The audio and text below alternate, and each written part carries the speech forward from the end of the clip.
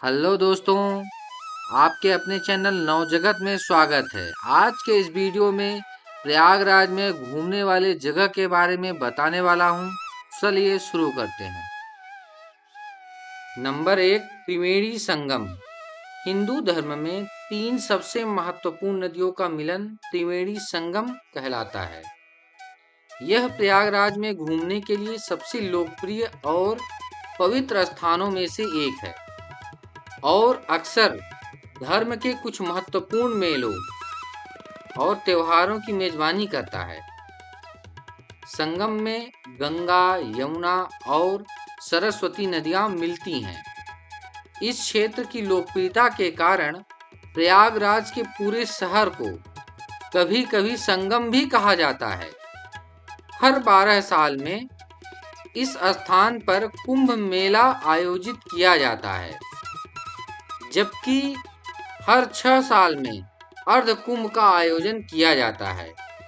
इन दोनों त्योहारों पर पर्यटकों और स्थानीय लोगों की भारी भीड़ देखी जाती है। ऐसा माना जाता है कि पवित्र जल को छूने से सभी जन्मों के पाप धुल जाते हैं। यदि आप गंगा और यमुना के बहते पानी में बोटिंग करते हैं तो आप दोनों नदियों के पानी के रंग में अंतर देख सकते हैं। नंबर 2, श्री लेटे हुए हनुमान जी मंदिर। दारागंज मोहल्ले में गंगा जी के किनारे लेटे हुए हनुमान जी मंदिर हैं।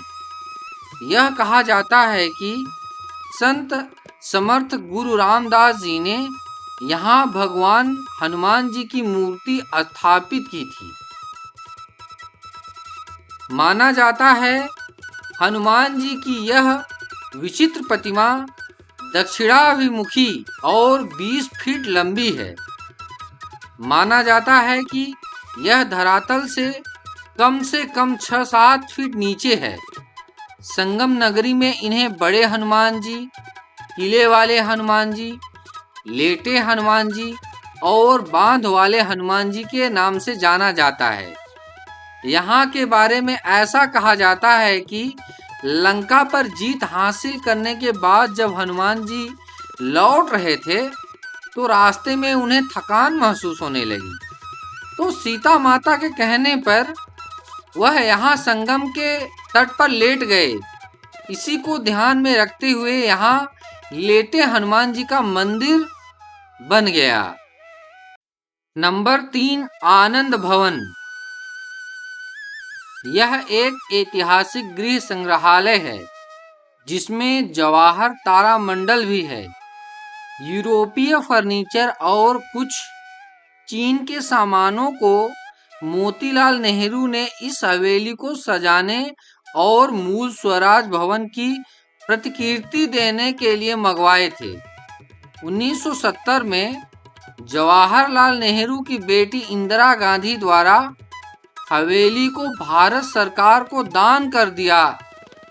तभी से इसके रखरखाव की जिम्मेदारी भारत सरकार पर है। नंबर 4, प्रयागराज का किला। 1583 में निर्मित वास्तुकला का यह खूबसूरत नमूना पर्यटकों को शहर के समृद्धि इतिहास की याद दिलाने के लिए प्रयागराज के त्रिवेणी संगम में मौजूद है। कहा जाता है कि प्रसिद्ध मुगल सम्राट अकबर प्रयागराज की आभा से बहुत प्रभावित हुआ था। नतीजतन उन्होंने इस क्षेत्र में एक भव्य किले का निर्माण करने का फैसला किया।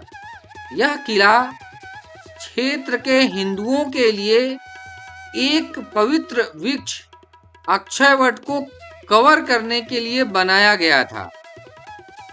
नंबर 5, जवाहर तारामंडल। आनंद भवन के बगल में स्थित और 1979 में निर्मित जवाहर तारामंडल विज्ञान और इतिहास का सही संगम है। हर साल जवाहरलाल नेहरू मेमोरियल लेक्चर नामक एक भव्य कार्यक्रम भी तारामंडल में आयोजित किया जाता है। और यह मेहमानों के लिए सौर मंडल और अंतरिक्ष से जुड़े कई शो भी आयोजित करता है।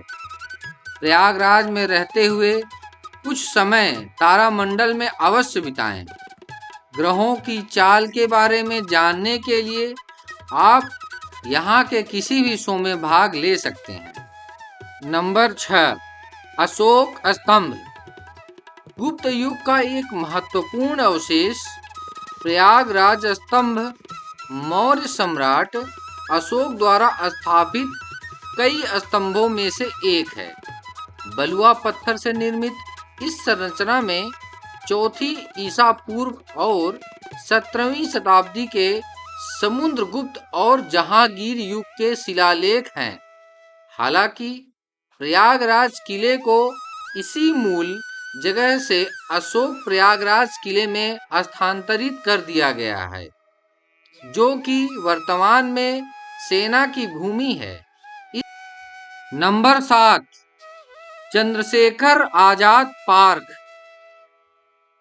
वर्ष 1931 में इसी पार्क में क्रांतिकारी स्वतंत्रता सेनानी चंद्रशेखर आजाद को अंग्रेजों द्वारा एक भयंकर गोलीबारी में वीरगति प्राप्त हुई।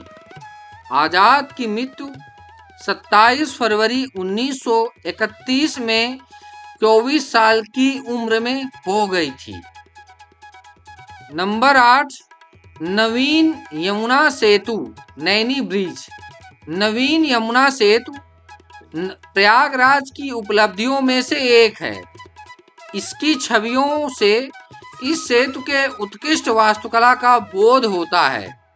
सुबह तथा शाम में इस सेतु का दृश्य सम्मोहित कर देता है।